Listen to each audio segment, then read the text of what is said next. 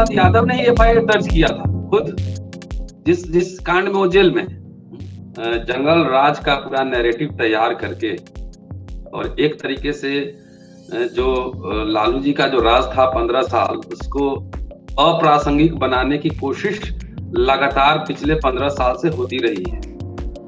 वो रिसर्चर नहीं डिप्लॉय करते हैं, वो सिर्फ चाहते हैं कि इलेक्शन के दिन मास मोबिलाइजेशन हो और सरकार बन जाए। देखिए, सरकार बनना एक बात है, राजनीति को जिंदा रखना दूसरी बात है। मैं बात कर रहा हूं, किसी पार्टी के प्रवक्ता की हैसियत से बात नहीं कह रहा हूं, इसलिए बात स्पष्ट होनी चाहिए। ये बात सही है कि 15 साल से बीजेपी, आरएसएस और ये जेडीयू ने मिलकर जिस तरीके से पूरा माहौल बनाया जंगल राज, तो उसको पॉलिटिकली और इंटेलेक्चुअली जिस तरीके से काउंटर किया जाना चाहिए था, उस तरीके से निश्चित रूप से काउंटर नहीं किया गया। और मुझे याद है, शायद जो आजकल हमने पढ़ा था, में छपा था, उस लेख के आधार पे मैंने भी हिंदी में एक लेख लिखा था, जो मेरी किताब और कितने रोहित में है।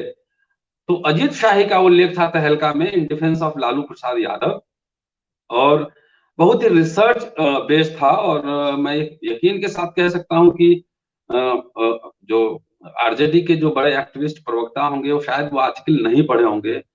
और मैंने उस आर्टिकल का एक हिंदी अनुवाद भी किया था, और हिंदी अनुवाद करके मैंने किसी को भेजा था, उसकी हजारों कॉपियां, कि इसको आप पढ़िए और पढ़वाइए।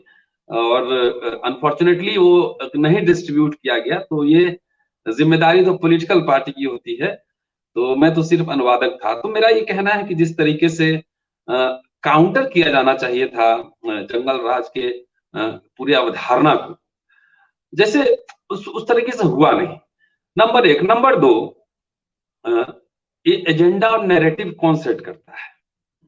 आप इतिहास के काल चक्र को, आप समय को, आप कहां से देखते हैं, इसी से तय होता है कि आप क्या देखना चाहते हैं। जैसे आधा गिलास पानी अगर है, तो आधा गिलास खाली है ये भी सही है, और आप बोले कि आधा भरा हुआ है ये भी सही है। तो इसलिए इतिहास कौन सा पक्ष उसकी व्याख्या कर रहा है, कहां से वो देख रहा है, इसको जब तक नहीं समझेंगे, तब तक ये पूरे जो कलयुग का जो और ये जंगल राज का जो मिथक है, इसको आप ठीक से नहीं समझ पाएंगे। इसलिए बार बार हम इतिहास के छात्र हैं, और बार बार कहते हैं, जब तक इतिहास दृष्टि नहीं होगी, तब तक वर्तमान राजनीति को भी आप बेहतर तरीके से नहीं समझ सकते हैं। इसलिए ये पहला सवाल उठाया जाना चाहिए कि किन लोगों ने, अगर मैं हाइपोथेटिकल क्वेश्चन कह रहा हूं, सवाल को उलट दीजिए कि अगर आज लालू प्रसाद यादव बीजेपी के साथ रहते, जेडीयू के साथ रहते, एनडीए के गठबंधन में रहते, तो यही जो नैरेटिव बना है कि जंगल राज का, चाहे लालू प्रसाद यादव जेल में है, क्या संभव हो पाता? ये जरा सोच कर देखिए कि कौन लोगों ने जो है लालू प्रसाद यादव के खिलाफ एफआईआर दर्ज करा, कौन लोग उसमें शामिल थे।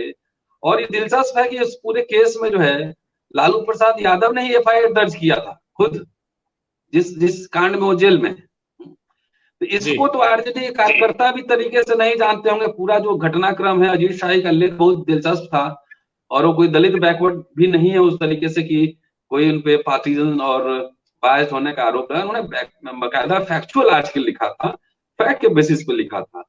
तो इसलिए मुझे ये कहना है कि नैरेटिव कौन लोग तैयार करते हैं। जैसे आप कह दिए कि जंगल राज है, तो ये बाइनरी आप तैयार कर रहे हैं ना कि जंगल राज है, तो पहले बताइए इसका क्या पैरामीटर्स आपने लिया है, और उस पैरामीटर से इतिहास को भी देखना पड़ेगा और भविष्य को भी देखना पड़ेगा। वही सारा यार्डस्टिक आपको लेना पड़ेगा। क्योंकि जो बहुजन जमात की जो पार्टियां हैं, जो उस तरह की राजनीति में खास और सीधा बोलिए, जो दलित पिछड़ों की पार्टियां हैं, वो इंटेलेक्चुअल डिस्कोर्स में वो थिंक टैंक, शोध, रिसर्च करना, लेख लिखना। अभी कर्पूरी जी का 2 वॉल्यूम में मोटी मोटी किताब है, उसमें जाके पढ़िए जंगल राज का बहुत सारी कहानियां आपको मिले, किस जमाने में कौन सा जंगल राज।